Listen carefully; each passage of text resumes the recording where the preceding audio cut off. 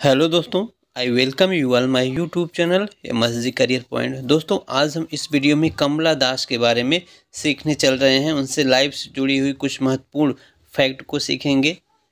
तो चलिए स्टार्ट करते हैं आज की अपनी क्लास।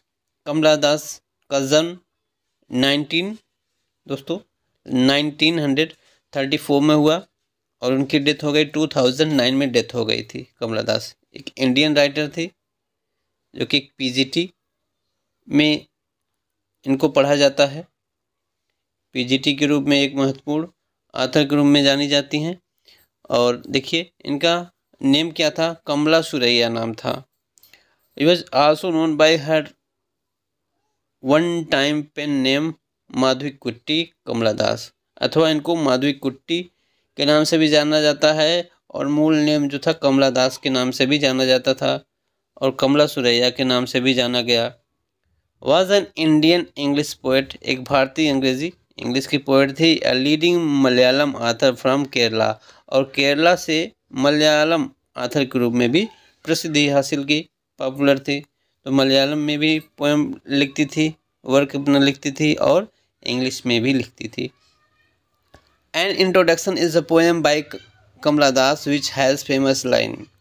देखिए कमला दास का बहुत ही पॉपुलर पोएम था एन इंट्रोडक्शन।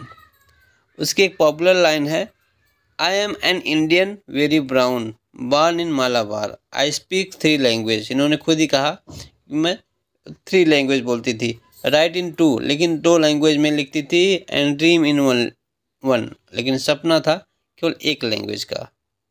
तो एक कोटेशन है, किस में आया है, एन इंट्रोडक्शन में। इस लाइन को उन्होंने राइट किया है। और देखिए her first book of poetry summer in Calcutta. देखिए उनकी पोइट्री की पहली बुक समर इन कलकत्ता थी। Was an breath of fresh air in Indian English poetry, और कहा जाता है कि this poetry was an a fresh breath in Indian English literature. तो भारतीय इंग्लिश पोइट्री के क्षेत्र में उनका पहला फ्रेश ब्रीथ था, मतलब फर्स्ट ऑफ ऑल पहला पोइट्री था, ठीक। और her second book of poetry descendant, देखिए पोइट्री की दूसरी बुक थी descendant, was an even more explicit women to गिल। देखिए उसकी लाइन है, गिल him what makes you woman women, a scent of long hair, the musk of sweat between the breast. यह लाइन किस में दिया गया है, डिसेंडेंट में दिया गया है, जो कि दूसरी पोइट्री मानी जाती है कमला दास की। आगे देखते हैं, द वर्म सॉक्ड men स्ट्रल्स blood and all your endless females hunger, looking glass.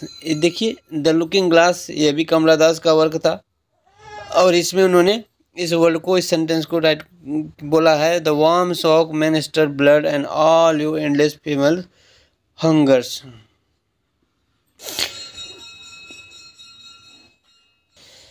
दोस्तों इस वर्क में उन्होंने अपनी लाइफ से जुड़ी हुई महत्वपूर्ण फैक्ट के बारे में डिस्कस किया, खासकर अपने मैरिटल लाइफ के बारे में इन्होंने इस वर्क में चर्चा किया है। मैरिटल लाइफ, वैवाहिक संबंध के बारे में खुलकर बात किया है।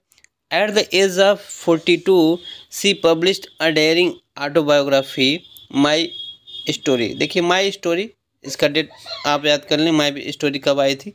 माई स्टोरी आई 42 के एज में इन्होंने लिखा था। 42 के एज में उन्होंने माई स्टोरी नामक ऑटोबायोग्राफी लिखा।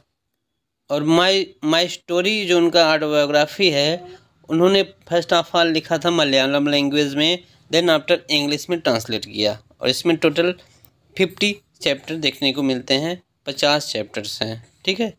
महत्वपूर्ण फैक्ट है दोस्तों। और देखिए in 2009 the Times called her mothers of modern English India poetry. देखिए द टाइम्स के हवाले से दिया गया, द टाइम में छपा और कहा उनके कमला दास के बारे में, the mother of modern English India poetry. Quotation को याद रखें, कब कहा गया, 2009 में। किसके द्वारा, द टाइम पत्रिका के द्वारा कहा गया उनको भारतीय इंग्लिश पोइट्री की मदर कहा गया। सी अडॉप्टेड इस्लाम इन 1999। 1999 उन्होंने इस्लाम धर्म को स्वीकार कर लिया एंड एज्यूम द नेम कमला सुरैया। देखिए 1999 में इस्लाम धर्म कबूल करने के बाद उन्होंने अपना नाम कमला दास से बदल कर कमला सुरैया रखा। सी गॉट साहित्य अकादमी अवार्ड इन 1985। 1985 में उनको साहित्य अकादमी अवार्ड मिला।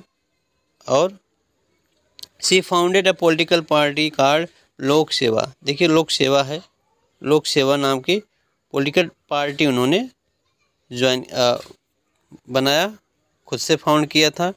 और आगे देख लेते हैं कमला दास से जुड़ी हुई महत्वपूर्ण वर्क्स, इम्पोर्टेंट वर्क्स क्या क्या थे इनकी। देखिए summer in Calcutta, summer in Calcutta कब आई थी? 1965 में आई। It consist of 51 poem. In this poem she compare the sun to a ripe orange, sun to a ripe orange के बारे में डिस्कस किया है, कंपेयर किया है इस पोएम में। और डिसेंडेंट, डिसेंडेंट उनकी दूसरी पोएटिक कलेक्शन थी, पोएट्री थी, 1967 में आई थी। कंटेंट 29 पोएम, जिसमें 29 पोएम था।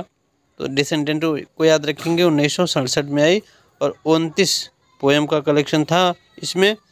The old play house, the old play house and others poem 1973 में आई। कंटेंस 33 पोएम और जिसमें पूरे 33 पोएम्स इंक्लूड थे। किसमें? The old play house and other poems में। अगला वर्क था इनका the siren, the sirens. And next alphabets of lust, lust के बारे में उन्होंने खुलकर बात किया है, मैरिटल लाइफ के बारे में। लस्ट, अल्फ़ाबेट ऑफ लस्ट एक नावल था। क्या था? एक novel. My grand mothers house, my grand mothers house इन्होंने राइट किया, जो काफ़ी पॉपुलर हुआ।